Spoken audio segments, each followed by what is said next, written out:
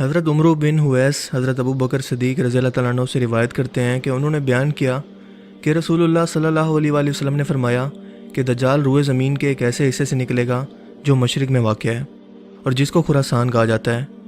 اس کے ساتھ لوگوں کے کتنے ہی گروہ ہوں گے، ان میں سے ایک گروہ کے لوگوں کے چہرے پر تہ بتہ پھولی ہوئی ڈھال کے مانند ہوں گے۔ اس کے علاوہ حضرت سعید بن مصیب رضی اللہ تعالیٰ عنہ فرماتے ہیں کہ حضرت ابو بکر صدیق رضی اللہ تعالیٰ عنہ نے دریافت فرمایا کہ کیا عراق میں کوئی ایسا علاقہ موجود ہے جسے خراسان کہتے ہیں؟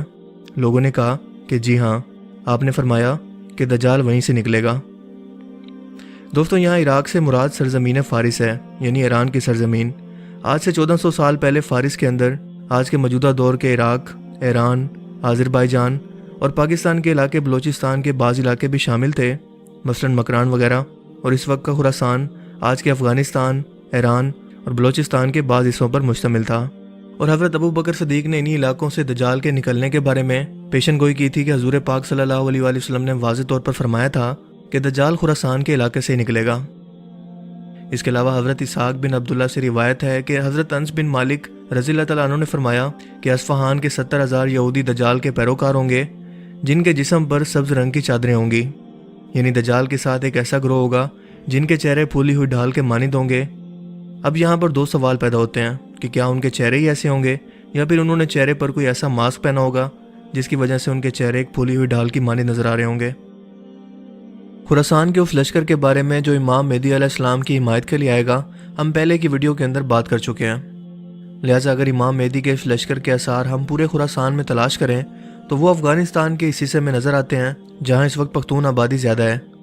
یہاں دجال کے نکلنے کا مقام اصفہان میں یہودیہ نامی جگہ بتایا گیا ہے۔ بخت نصر نے جب بیت المقدس پر حملہ کیا تو بہت سے یہودی اصفہان کے اس علاقے میں آ کر آباد ہو گئے تھے، چنانچہ اس علاقے کا نام یہودیہ پڑ گیا۔ یہودیوں کے اندر اصفہانی یہودیوں کے خاص مقام ہے۔ ان کی اہمیت کا اندازہ اس حدیث مبارکہ سے لگایا جا سکتا ہے کہ دجال کے ساتھ 70,000 اصفہانی یہودی ہوں گے۔ لیکن سب سے اہم سوال کہ دجال آخر آئے گا کب؟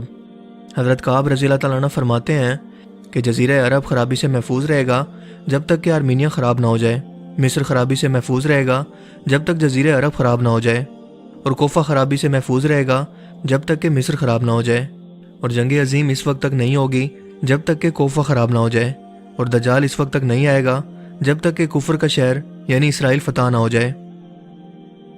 یعنی ہمیں حدیث مبارکہ سے یہ پتہ چلتا ہے کہ دجال کے آنے سے پہلے مسلمان اسرائیل کو فتح کر لیں گے اور وہ مسلمانوں سے مقابلے کے لیے دجال کے ساتھ مل کر میدان جنگ میں اکٹھا ہوں گے۔ حضرت عبداللہ بن عمر رضی اللہ تعالیٰ عنہ فرماتے ہیں کہ دنیا کی ابتدا سے لے کر دنیا کے آخر تک کل 5 جنگیں ہونی ہیں، جن میں سے 2 تو اس امت میں پہلے گزر چکی ہیں، جبکہ 3 حضور پاک صلی اللہ علیہ وآلہ وسلم کی امت میں ہوں گی، جن میں ترکوں کے ساتھ جنگ عظیم، رومیوں سے جنگ عظیم یعنی کہ عیسائیوں سے، اور تیسری جنگ دجال سے جنگ عظیم ہوگی۔ اور دجال سے ہونے والی جنگ عظیم کے بعد اس پوری دنیا کے اندر کوئی بڑی جنگ نہیں ہوگی۔ اگرچہ آج مسلمان اپنی سستی اور قائلی کی وجہ سے ایک ہونے والی حقیقت کے لیے خود کو تیار نہیں کر رہے، لیکن کفر اس کا اعلان واضح اور 2 ٹوک انداز کے اندر کر رہا ہے جسے وہ آرمیگیڈن کہتا ہے۔ جبکہ مسلمانوں کے اندر اگر کوئی شخص یہ انتظار کر رہا ہے کہ حضرت امام مہدی علیہ السلام کے آنے کے بعد امام مہدی علیہ السلام ہی جنگ عظیم کا اعلان کریں گے، تو پھر ایسا شخص تو صرف انتظار ہی کرتا رہ جائے گا، کیونکہ حضرت امام مہدی علیہ السلام کا خروج ایک ایسے وقت میں ہوگا جب جنگ چھڑ چکی ہوگی، جو کہ ہمیں حدیث مبارکہ میں بتایا گیا ہے۔ حضرت ابو ہریرہ سے روایت ہے کہ رسول پاک صلی اللہ علیہ وآلہ وسلم نے فرمایا کہ قیامت اس وقت تک نہیں آئے گی جب تک مسلمان یہودیوں سے جنگ نہ کر لیں۔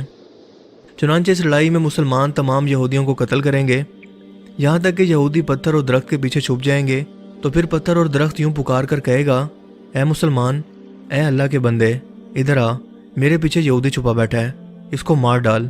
لیکن صرف ایک درخت ایسا نہیں کہے گا جس کو کہتے ہیں غرقد، کیونکہ وہ یہودیوں کا درخت ہے۔ یہودیوں کے خلاف اللہ تعالیٰ بے جان چیزوں کو بھی زبان عطا فرمائے گا اور وہ بھی ان کے خلاف گواہی دیں گی، کیونکہ یہودیوں کا شر اور فتنہ صرف انسانیت کے لیے ہی نقصان دہ نہیں ہے، بلکہ ان کی ناپاک حرکتوں کے اثرات بے جان چیزوں پر بھی پڑ رہے ہیں۔ صنعتی انقلاب کے نام پر ماحولیات کو تباہ کرنے کے بعد انہوں نے جنگلات کے جنگلات تباہ کر دیے۔ اس قوم نے پوری دنیا کو صرف اپنا اسلحہ بیچنے کے لیے جنگ کی بھٹی کے اندر جھونک دیا، جن کے اثرات ان کی آنے والی نسلیں بھی بھگت رہی ہیں۔ اسرائیل نے جب گولان کی پہاڑیوں پر قبضہ کیا تو اس وقت اس نے وہاں پر غرقد کے درخت لگانے بھی شروع کر دیے ہیں۔ اس کے علاوہ بھی یہودی اس درخت کو جگہ جگہ لگاتے ہیں، جس سے بیان کردہ حدیث مبارکہ کی تصدیق ہوتی ہے۔ حضرت حذیفہ رضی اللہ تعالیٰ عنہ سے روایت ہے کہ رسول پاک صلی اللہ علیہ وآلہ وسلم نے فرمایا زورہ میں جنگ ہوگی۔ صحابہ کرام نے سوال کیا یا رسول اللہ یہ زورہ کیا ہے؟ آپ صلی اللہ علیہ وآلہ وسلم نے فرمایا مشرق کی جانب ایک شہر ہے جو نہروں کے درمیان ہے، وہاں عذاب مسلط کیا جائے گا۔ اس وقت سوڈان کے لوگ باہر نکلیں گے اور اہل عرب سے باہر آنے کا مطالبہ کریں گے، یہاں تک کہ وہ عرب یعنی بیت المقدس یا اردن پہنچ جائیں گے۔ اس دوران اچانک 360 سواروں کے ساتھ سفیانی لشکر نکلے گا، یہاں تک کہ وہ دمشق آئے گا۔ سفیانی ایک لشکر عراق بھیجے گا، جس کے نتیجے میں زورہ میں 1 لاکھ افراد قتل کر دیے جائیں گے۔ اسی دوران مشرق سے ایک سواری دابہ نکلے گی جس کو بنی تمیم کا ایک شعیب بن صالح نام کا شخص چلا رہا ہوگا۔ چنانچہ یہ شخص سفیانی کے لشکر سے کوفہ کے قیدیوں کو چھڑائے گا اور سفیانی کی فوج کو قتل کرے گا۔ سفیانی کے لشکر کا ایک دستہ مدینے کی جانب نکلے گا اور وہاں 3 دن تک لوٹ مار کرے گا۔ اس کے بعد یہ لشکر مکہ کی جانب چلے گا، اور جب یہ مکہ کی جانب بڑھ رہا ہوگا تو اللہ تعالیٰ جبرائیل علیہ السلام کو زمین پر بھیجیں گے اور فرمائیں گے اے جبرائیل ان کو عذاب دو۔ چنانچہ حضرت جبرائیل علیہ السلام اپنے پیر سے ایک ٹھوکر ماریں گے، جس کے نتیجے میں اللہ تعالیٰ اس لشکر کو زمین میں دھنسا دے گا، سوائے 2 آدمیوں کے اس لشکر میں سے کوئی بھی نہیں بچے گا۔ یہ دونوں سفیانی کے پاس واپس آئیں گے اور لشکر کے دھنسنے کی خبر سنائیں گے، لیکن وہ یہ خبر سن کر گھبرائے گا نہیں۔ اس کے بعد جب قریش قسطنطنیہ کی جانب آگے بڑھیں گے تو سفیانی فوج کا سربراہ عیسائیوں کے سردار کو یہ پیغام بھیجے گا کہ مسلمانوں کو میری طرف بڑے میدان میں بھیج دو۔ وہ ایسا ہی کرے گا۔ سفیانی جب محراب پر بیٹھا ہوگا تو عورت اس کی ران کے پاس آ کر بیٹھ جائے گی۔ اسی دوران ایک مسلمان کھڑا ہوگا اور کہے گا تم ہلاک ہو، تم ایمان لانے کے بعد اللہ کے ساتھ کفر کرتے ہو، یہ تو جائز نہیں ہے۔ سفیانی اس پر غصہ ہوگا اور مسجد دمشق میں ہی اس مسلمان کی گردن اڑا دے گا۔ وہ ہر اس شخص کو قتل کرے گا جو اس کی کسی بھی بات سے اختلاف کرے۔ یہ واقعات حضرت امام مہدی کے ظہور سے پہلے ہوں گے، لیکن اس کے بعد آسمان سے آواز لگانے والا آواز لگائے گا اے لوگو، اللہ تعالیٰ نے جابر لوگوں، منافقوں، ان کے اتحادیوں اور ہم نواؤں کا وقت ختم کر دیا ہے اور تمہارے اوپر محمد کی امت کے بہترین شخص کو امیر مقرر کیا ہے، لہٰذا مکہ پہنچ کر اس کے ساتھ شامل ہو جاؤ۔ وہ مہدی علیہ السلام ہے، ان کا نام احمد بن عبداللہ ہے۔ لہٰذا امام مہدی علیہ السلام کا ظہور ہوگا اور وہ اپنے ساتھ ایمان والوں کو لے کر روانہ ہوں گے۔ وہ سب سے پہلے دمشق پہنچیں گے، پھر اللہ تعالیٰ ان کی طرف ایک رومی کو یعنی ایک عیسائی کو بھیجیں گے جو کہ ہرقل یعنی آپ صلی اللہ علیہ وآلہ وسلم کے دور کے اندر جو روم کا بادشاہ تھا اس کی 5ویں نسل سے ہوگا۔ اس کا نام تبارہ ہوگا۔ یہ شخص بڑا جنگجو ہوگا۔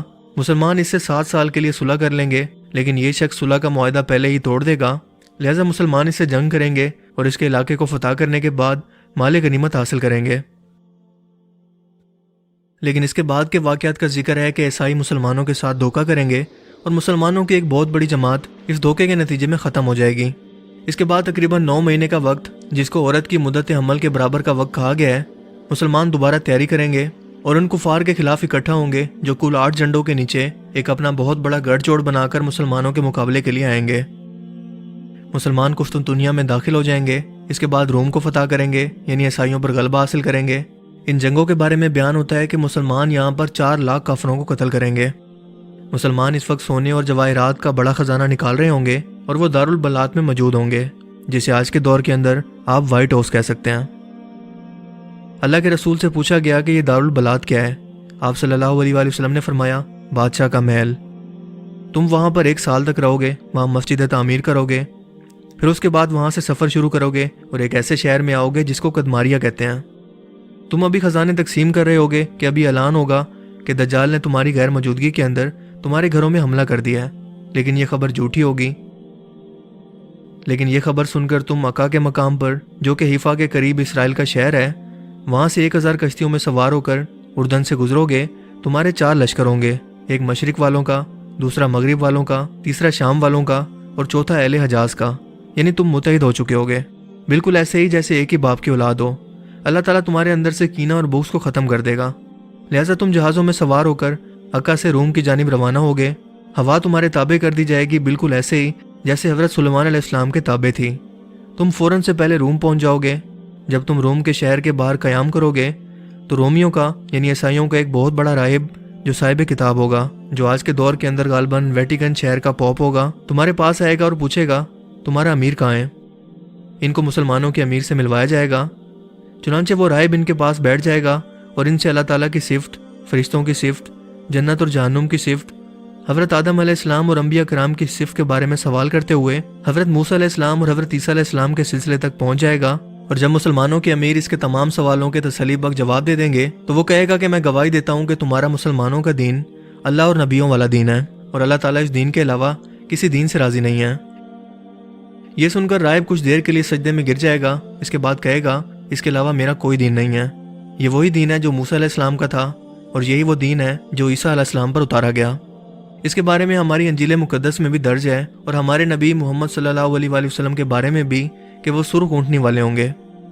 تم لوگ اس شہر روم کے مالک ہو، سو مجھے اجازت دو کہ میں اپنے لوگوں کے پاس جاؤں اور ان لوگوں کو اس جنگ سے پہلے اسلام کی دعوت دوں۔ اور ظاہر ہے کہ اگر وہ انکار کریں گے تو ان پر ایک بہت بڑی جنگ مسلط ہوگی اور عذاب نازل ہوگا۔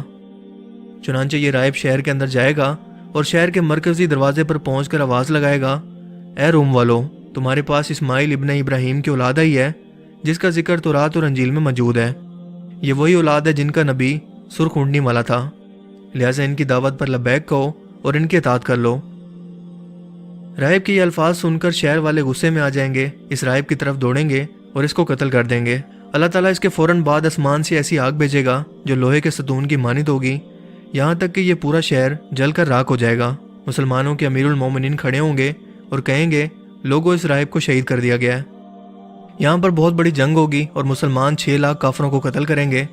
وہاں سے بیت المقدس کے زیورات اور تابوت نکالیں گے، تابوت سکینہ کو۔ جی ہاں، تابوت سکینہ یہی موجود ہوگا جس کے اندر بنی اسرائیل کا دسترخوان ہوگا، موسیٰ علیہ السلام کا عصا مبارک، تورات کی تختیاں، حضرت سلیمان علیہ السلام کا ممبر، من کی 2 بوریاں جو کہ بنی اسرائیل پر اترتا تھا۔ یہ من دودھ سے بھی زیادہ سفید ہوگا۔ اس کے بعد مسلمان روانہ ہوں گے اور قاطع نامی شہر میں پہنچیں گے۔ یہ شہر اس سمندر کے کنارے پر موجود ہے جس میں کشتیاں نہیں چلتی ہیں۔ کسی نے پوچھا کہ یا رسول اللہ، اس شہر کے اندر کشتیاں کیوں نہیں چلتی؟ آپ صلی اللہ علیہ وآلہ وسلم نے فرمایا، کیونکہ اس میں گہرائی نہیں ہے۔ یہ جو تم سمندر میں موجیں دیکھتے ہو، اللہ نے ان کو انسانوں کے لیے نفع حاصل کرنے کا سبب بنایا ہے۔ سمندر کے اندر گہرائیاں اور موجیں موجود ہوتی ہیں، سوئنی کی وجہ سے جہاز چلتے ہیں۔ حضرت عبداللہ بن سلام رضی اللہ تعالیٰ عنہ نے عرض کیا، اس ذات کی قسم جس نے آپ کو حق دے کر بھیجا ہے، تو ریت کے اندر اس شہر کی تفصیل پہلے ہی موجود ہے۔ اس کی لمبائی 1000 میل اور انجیل میں اس کا نام فر یا کر بیان ہے۔ انجیل کے مطابق اس کی لمبائی 1000 میل اور چوڑائی 500 میل ہے۔ آپ صلی اللہ علیہ وآلہ وسلم نے اس کے بارے میں مزید فرمایا کہ اس کے 360 دروازے ہیں، ہر ایک دروازے سے 1 لاکھ جنگجو نکلیں گے۔ مسلمان یہاں پر بھی نعرے تکبیر بلند کریں گے اور اس شہر کو فتح کر لیں گے۔ اس کے بعد مسلمان بیت المقدس واپس آئیں گے اور دیکھیں گے کہ اصفہان میں یہودیہ نام کی جگہ سے دجال نکل چکا ہے۔ وہ دم کٹے گدھے پر سوار ہوگا جس کے دونوں کانوں کے درمیان 40 گز کا فاصلہ ہوگا، اور ظاہر ہے کہ وہ کسی جدید ٹیکنالوجی کے بنے جہاز پر سوار ہوگا۔ اور حضور پاک صلی اللہ علیہ وآلہ وسلم نے صرف مثال دینے کے لیے گدھے کی مثال دی، کیونکہ اگر آپ کسی جہاز کا نام لیتے تو آج سے 1400 سال پہلے کس کو خبر ہوتی کہ یہ کیا چیز ہے؟ اس گدھے کے دونوں کانوں کے نیچے 70,000 افراد آ جائیں گے۔ 70,000 یہودی دجال کے پیچھے ہوں گے جن کے جسموں پر تجانی چادریں ہوں گی، یعنی سب چادریں۔ جمعہ کے دن صبح کی نماز کے بعد جب نماز کی اقامت ہو چکی ہوگی تو جیسے ہی امام مہدی متوجہ ہوں گے تو اپنے درمیان حضرت عیسیٰ علیہ السلام کو پائیں گے جو کہ آسمان سے تشریف لائے ہوں گے۔ ان کے جسم پر 2 کپڑے ہوں گے، ان کے بال اتنے چمکدار ہوں گے کہ ایسا لگ رہا ہوگا کہ سر سے پانی کے قطرے ٹپک رہے ہیں۔ حضرت ابو ہریرہ رضی اللہ تعالیٰ عنہ نے عرض کیا، یا رسول اللہ، اگر میں ان کے پاس جاؤں تو کیا میں ان سے گلے ملوں گا؟ آپ صلی اللہ علیہ وآلہ وسلم نے فرمایا، اے ابو ہریرہ، ان کی یہ آمد پہلے کی طرح نہیں ہوگی جس میں وہ بہت نرم مزاج تھے، بلکہ تم ان سے اس ہیبت کے عالم میں ملو گے جیسے موت کی ہیبت ہوتی ہے۔ وہ لوگوں کو جنت میں درجات کی خوشخبری دیں گے۔ اب امام مہدی علیہ السلام ان سے کہیں گے کہ آپ آگے بڑھیے اور لوگوں کو نماز پڑھائیں، لیکن حضرت عیسیٰ علیہ السلام فرمائیں گے کہ نماز کی اقامت آپ ہی کے لیے ہے، سو آپ ہی نماز پڑھائیے۔ سو اس طرح حضرت عیسیٰ علیہ السلام امام مہدی علیہ السلام کے پیچھے نماز پڑھیں گے۔ اللہ کے رسول نے فرمایا کہ جس کے شروع میں ہوں اور آخر میں عیسیٰ علیہ السلام، وہ امت کامیاب ہو گئی۔ پھر اللہ کے رسول نے فرمایا کہ جب دجال آئے گا تو اس کے پاس پانی کے ذخائر اور پھل ہوں گے۔ وہ آسمان کو حکم دے گا تو آسمان برس پڑے گا، زمین کو حکم دے گا تاکہ وہ اپنی پیداوار اگا دے۔ اس کے پاس کھانا تیار کرنے کا مکمل کنٹرول ہوگا، جو کہ پیکیجنگ فوڈ کی صورت میں ہم آج بھی دیکھ رہے ہیں، اور وہ تمام کا تمام فیکٹری سے تیار ہو کر آ رہا ہے۔ قدرتی کھانا بالکل ختم ہو چکا ہے، اور ہمارے گھر تک اس کھانے کو کس طرح سے پہنچا دیا گیا ہے اور اسے ہماری ضرورت بنا دیا گیا ہے، وہ آپ خود بھی سمجھ سکتے ہیں۔ اور یہ تمام کی تمام کمپنیاں یہودیوں کی ہیں۔ دجال کا ایک فتنہ یہ بھی ہوگا کہ وہ ایک دیہاتی سے کہے گا جس کے ماں باپ مر چکے ہوں گے، کہے گا کہ کیا خیال ہے اگر میں تیرے والدین کو زندہ کر دوں تو کیا تو میرے رب ہونے کی گواہی دے گا؟ وہ دیہاتی کہے گا کہ کیوں نہیں۔ دجال 2 شیطانوں سے کہے گا کہ اس کے ماں باپ کی شکل بن کر اس کے سامنے آ جاؤ۔ ایسا ہی ہوگا، اور یہ دونوں جن اس کے ماں باپ کی شکل میں آ کر اسے کہیں گے اے بیٹے یہ تیرا رب ہے، اس کی اطاعت کر۔ اس کے بعد دجال پوری دنیا کے اندر گھومے گا اور پوری دنیا کے ہر ایک مقام، ہر ایک گاؤں میں داخل ہو سکے گا سوائے مکہ اور مدینہ کو چھوڑ کر، جس کے بعد حضرت عیسیٰ علیہ السلام فلسطین کے شہر لد کے مقام پر اسے قتل کریں گے۔ پہلے لد شہر فلسطین میں تھا، لیکن اس کے بعد جب اسرائیلی ریاست کو بنایا گیا تو یہ لد شہر اس وقت اسرائیل میں شامل ہے۔ اللہ تعالیٰ ہمیں بھی اس فتنے سے بچنے کی توفیق عطا فرمائے۔ آئی ہوپ کہ آج کی اس ویڈیو سے آپ کو بہت کچھ نیا جاننے کو ملا ہوگا اور آپ کو یہ ویڈیو پسند آیا ہوگا۔ اگر آپ کو یہ ویڈیو اچھا لگا تو اسے لائک کیجئے۔ اب میں ملوں گا آپ سے ایک نئی انٹرسٹنگ ویڈیو میں، تب تک کے لیے اپنا بہت سا خیال رکھیے گا۔ Thanks for watching this video. اللہ حافظ۔